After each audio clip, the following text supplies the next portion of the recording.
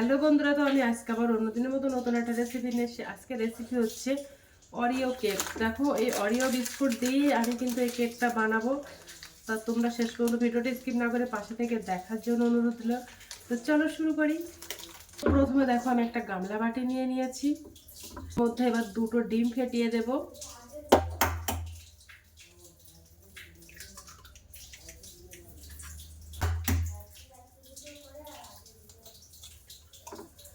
তো দেখো, ডিম ফেটিয়ে দিলাম।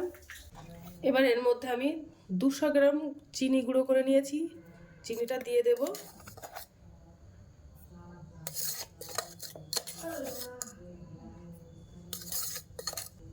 এবার আমি একটা হ্যান্ড উইক্স নিয়েছি, ওই দিয়ে এবার গুলিয়ে নেব ভালো করে।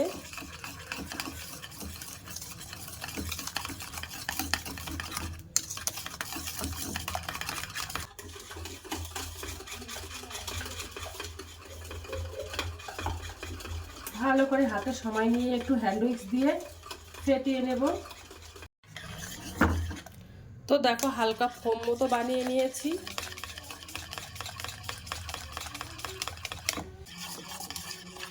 তো দেখো, আমি একটা চালুনি নিয়ে নিয়েছি, আর দেখো 200 গ্রাম ময়দা আটা নিয়ে নিয়েছি। এবার আমি চালুনি দিয়ে একটু চেলে নেব।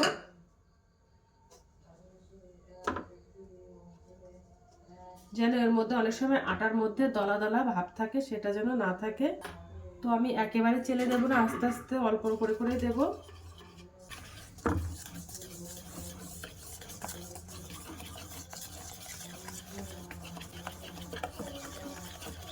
বাদ বাকিগুলো আবার চেলে দেব।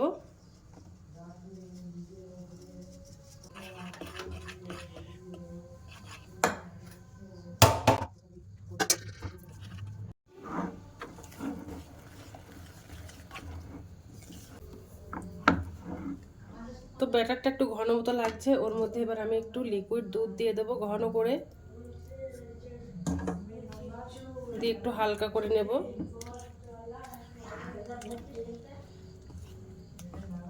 হাফ কাপ মতো সাদা তেল দিয়ে দেবো, তোমরা চাইলে বাটার দিতে পারো।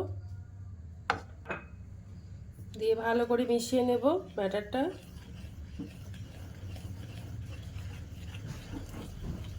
আর যে আমি অরিও বিস্কুটটা নিয়েছিলাম, ওই অরিও বিস্কুটটা গুঁড়ো করে নিয়েছি মিক্সার গ্রাইন্ডারে দিয়ে, ওটাও দিয়ে দেব। তোমরা চাইলে কোকো পাউডার দিতে পারো। দিয়ে ভালো করে মিশিয়ে নেব।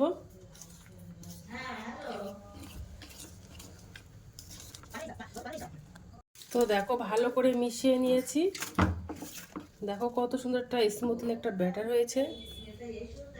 ওর মধ্যে এবার আমি 1 চামচ বেকিং পাউডার, হাফ চামচ বেকিং সোডা, তো এগুলো দিয়ে ভালো করে মিশিয়ে নেব।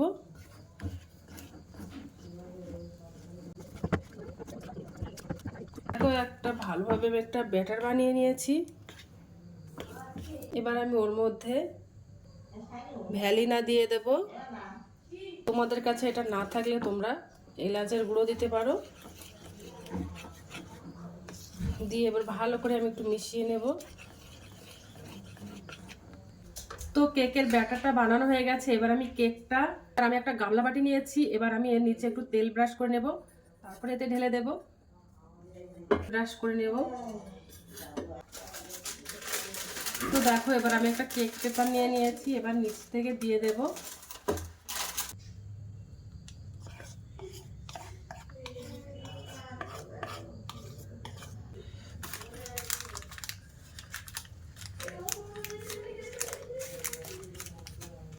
তো দেখো, আমি সেট করে নিয়েছি। আমার তো কোনো কেক টিন নেই, তার জন্য আমি এই বাটিতে দিয়েছি।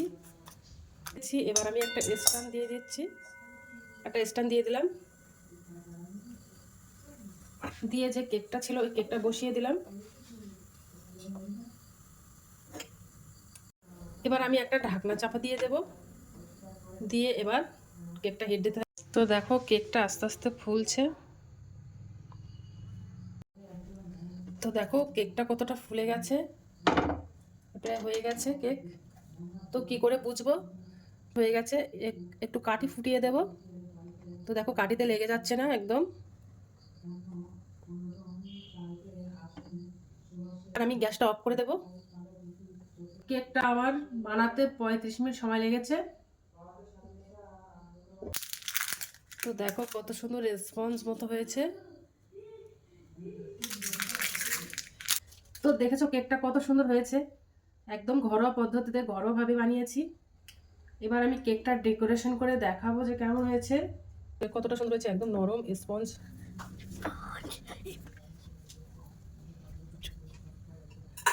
দেখেছো কতটা নরম স্পঞ্জ হয়েছে।